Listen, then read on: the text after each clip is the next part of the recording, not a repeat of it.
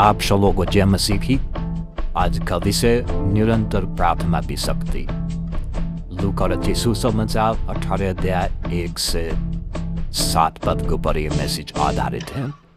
दोस्तों, यदि आप पहली बार हमारे चैनल पर विजिट कर रहे हैं तो आप इस चैनल को सब्सक्राइब कर लीजिए ताकि इस चैनल से आने वाले हर एक मैसेज आपको समय पे मिल जाए और आप उसको सुन सकें। दोस्तों, पहले हम इस बात को पढ़ेंगे, फिर हम अपने विषय पर लौटेंगे।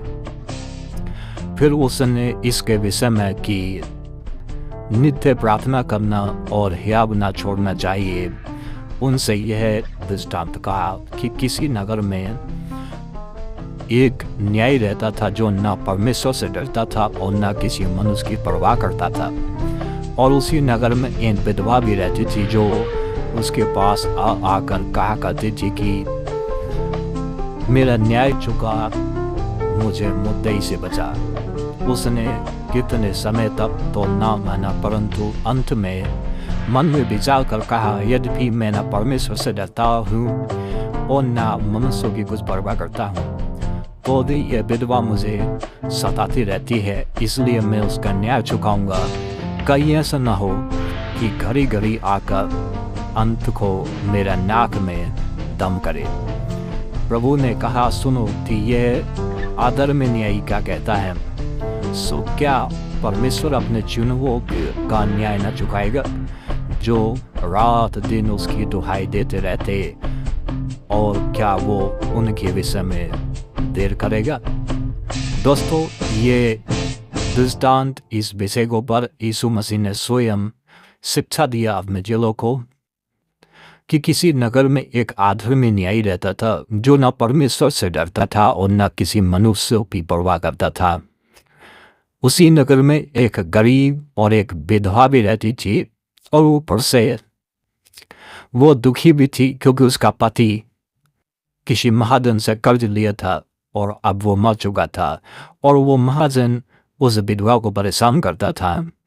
तो उसके मन में आया कि मैं राजा के पास जाऊंगी और न्यायी से उससे न्याय मांगूंगी, परंतु उसने उसकी कुछ परवाह नहीं किया और रोज आती थी, रोज दुहाई देती थी और वो उस पर जो है विचार नहीं करता था।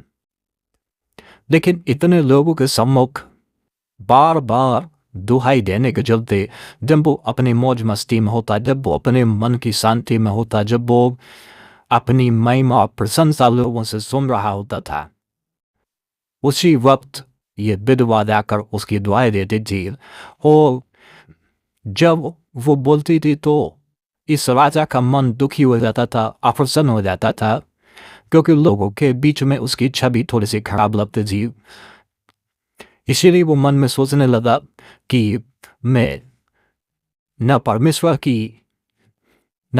से डरता हूँ, न मनुष्य की कुछ परवाह करता हूँ, तो भी ये विधवा मेरे नाक में आकर दम करती रहती है, इसलिए मुझे उसका न्याय चुका देना चाहिए। और वो उठा और उसने उसका न्याय चुका दिया, उसका न्याय कर दिया।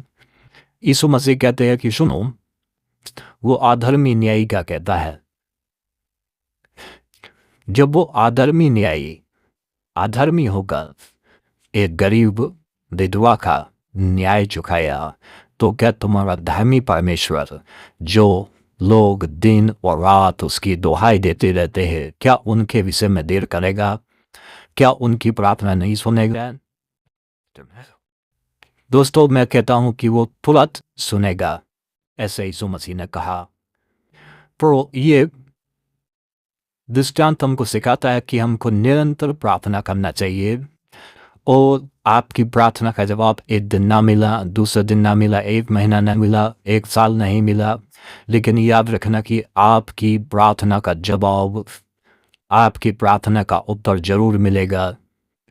और जब मिलेगा तो आप ही का जीवन नहीं, आपके घर का ही नहीं, आपका जीवन, आपके घर का जीवन, आपके परिवार का जीवन, आपके मोहल्ले बस्ती का जीवन, आपका वर्तमान और आपका भविष्य, सबका सब बदल जाएगा। सबको परमेश्वर हर बात का जवाब देगा और आप जानेंगे कि आपने जितनी प्रार्थनाएं की हैं वो सब प्रार्थना आपकी सुन ली गई है।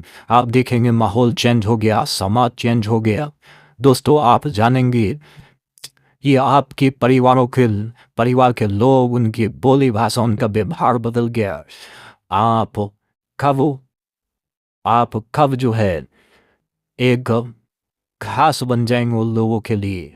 आप कब वो घास से घास बन जाएंगे आप खुद नहीं जानते। आज लोग बेकदरी कर रहे हैं आपकी, लेकिन एक दिन वही लोग आपके पास आकर कहेंगे कि भाई साहब मेरे लिए प्रार्थना कर दीजिए, सिस्टर मेरे लिए प्रार्थना कर दीजिए।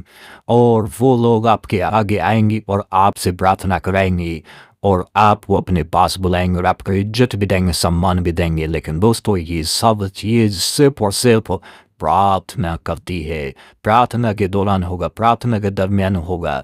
यदि आपकी प्रार्थना नहीं सुनी जा रही, आज आपकी प्रार्थना, आपके जीवन में संकट चल रहा है, कष्ट चल रहा है, आपको लग रहा है कि आपका जो है उम्मीद का सूरज डूब गया, आपका जीवन निराशा में चला गया, तो चिंता मत करिए। नॉन स्टॉप और बगैर चिंता की, बगैर प्रार्थना को उत्तर की आशा के आप प्रार्थना करते रहिए। दोस्तों, हमारे साथ जुड़ने के लिए बहुत बहुत धन्यवाद।